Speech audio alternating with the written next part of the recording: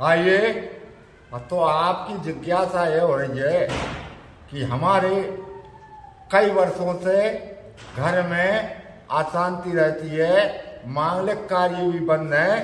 तो समझ लें आप कि इस समय कार्तिक मास जो चल रहा है, भगवान योग निद्रा में हैं और वे प्रभु विष्णु भगवान योग निद्रा से यानी 23 नवंबर को जाग जाएंगे। तब तक लक्ष्मी जी के ऊपर पूरा प्रभार है। तो लक्ष्मी जी आपके यहाँ पधारी हुई हैं और लक्ष्मी जी से प्रार्थना करेंगे आप। तो लक्ष्मी जी का द्वितीय स्वरूप श्री तुलसा महारानी है। महाराज की जय हो। तुलसी जी भगवान विष्णु प्रिया बन गई हैं, इसलिए उसने कार्तिक स्नान नहीं किए हैं।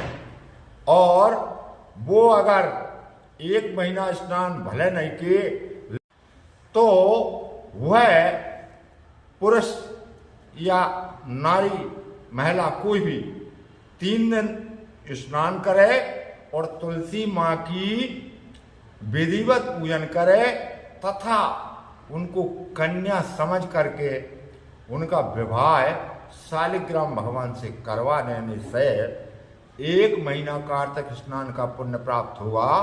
घर में मांगलिक कार्य होने लगेंगे, घर में सुख शांति होने लगेगी। तो ये कार्तिक स्नान में तुलसी विवाह के समय किया जाता है। ये वेद पुराणोक्त बात है, जिसने माता तुलसी जी का विवाह भगवान विष्णु शालिग्राम से करवा दिया।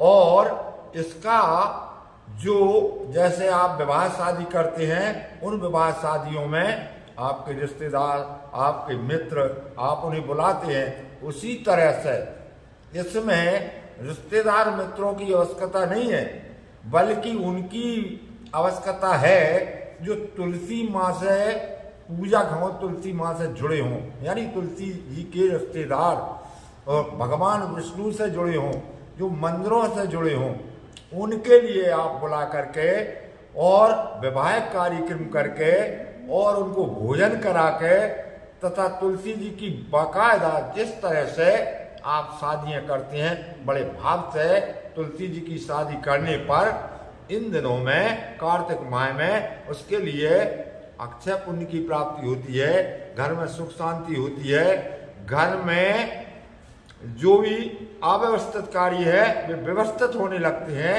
मांगलिक कार्य होने लगते हैं तथा कार्तिक माह का पुण्य प्राप्त होता है। तीर्थ में स्नान करने का जो पुण्य प्राप्त होता है वो घर में ही पुण्य प्राप्त हो जाता है। तो आप करिए, यानी द्वादशी, 12, 13, 14, तो द्वादशी, त्रयोदशी, चतुर्दशी, इन 3 तिथियों में तुलसी माँ का आप विवाह शालिग्राम से करवाएं तथा उसका नाम राम रोटी परिवार रख दें।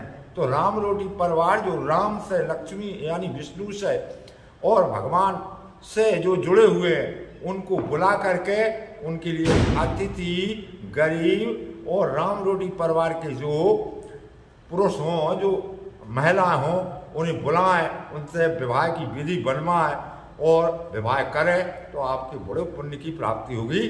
तो मैंने आपको कार्तिक मास का महात्म का अंतिम जो कार्य है वो बता दिया। तो करिए आप तुलसी मैया का विवाह।